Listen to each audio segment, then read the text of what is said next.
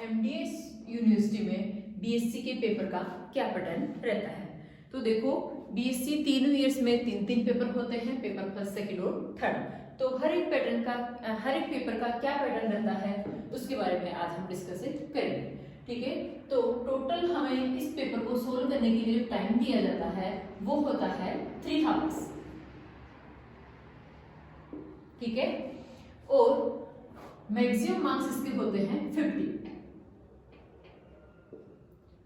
Total 50 number का paper होता है जिसको सोल्व करने के लिए हमें 3 घंटे का समय दिया जाता है। ठीक है, और अगर हम इसमें आगे बात करें कि कितने पार्ट्स होते हैं तो इसमें 3 पार्ट्स होते हैं पेपर के, पार्ट ए, पार्ट बी और पार्ट सी। ठीक है, तो पार्ट ए में छोटे क्वेश्चंस होते हैं जिनकी लिमिट्स होती है 50 वर्ड्स। ठीक है, और इनकी संख्या जो होती है वो होती है 10 छोटे क्वेश्चंस होते हैं 50 वर्ड्स के। तो इसमें नंबर ऑफ क्वेश्चंस होते हैं 10, और प्रत्येक जो क्वेश्चन होता है वो होता है, ईच क्वेश्चंस के मार्क्स जो होता है वो होता है 1.5 मार्क्स। ठीक है, तो ये टोटल कितना हो गया, टोटल पार्ट बी में कितने नंबर के क्वेश्चन हो गए, 10 into 1.5 = 15 मार्क्स। तो पार्ट ए 15 मार्क्स का होता है। ठीक है, जिसमें 10 छोटे क्वेश्चंस होते हैं, 50 वर्ड्स इसकी लिमिट होती है। ठीक है,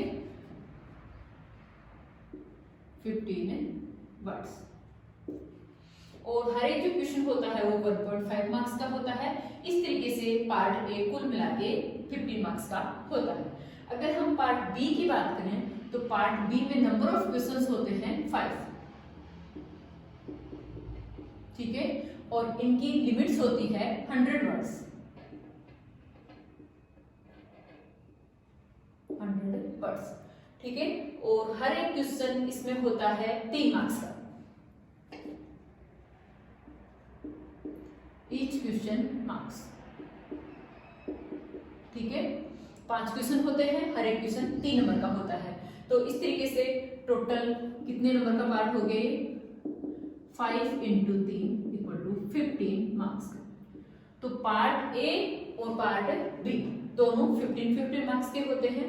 अगर हम पार्ट सी की बात करें तो पार्ट सी होता है यहाँ पर 20 नंबर का। ठीक है, क्योंकि 30 नंबर हो चुके, बाकी कितने बचे, 20। ठीक है, तो इस पार्ट में 7 + 7 + 6, एक क्वेश्चन 7 मार्क्स का होता है, दूसरा क्वेश्चन 7 मार्क्स का होता है और तीसरा क्वेश्चन 6 मार्क्स का होता है। इस तरीके से कुल मिला के ये 20 मार्क्स का ये पार्ट होता है। ठीक है, और इसमें वर्ड्स की लिमिट होती है 400 वर्ड्स। इसमें ऐसे टाइप क्वेश्चंस जो होते हैं, बड़े क्वेश्चंस जो होते हैं वो आते हैं। ठीक है, 2 क्वेश्चंस उसमें 7-7 नंबर के होते हैं और एक क्वेश्चन 6 नंबर का होता है। ठीक है, यहाँ पे तुम्हारे पास वहां चॉइस दी होगी। ठीक है, तीनों क्वेश्चंस में आप वहां पे चॉइस दी होगी। ऐसे ही पार्ट बी में भी जो 5 क्वेश्चन है इसमें भी तुम्हें चॉइस दी जाती है। तुम जो क्वेश्चन का तुम रेस्पॉन्स अच्छे से कर सकते हो उसका तुम रेस्पॉन्स करो। ठीक है, तो इस तरीके से 15 मार्क्स + 15 मार्क्स + 20 मार्क्स कुल मिला के 50 मार्क्स का तुम्हारा ये पेपर होता है। ऐसे ही पेपर सेकंड भी 50 मार्क्स का होगा, पेपर थर्ड भी 50 मार्क्स का होगा। तो टोटल जो थ्योरी का पार्ट होता है वो टोटल 150 मार्क्स का हो जाता है, थ्योरी पार्ट।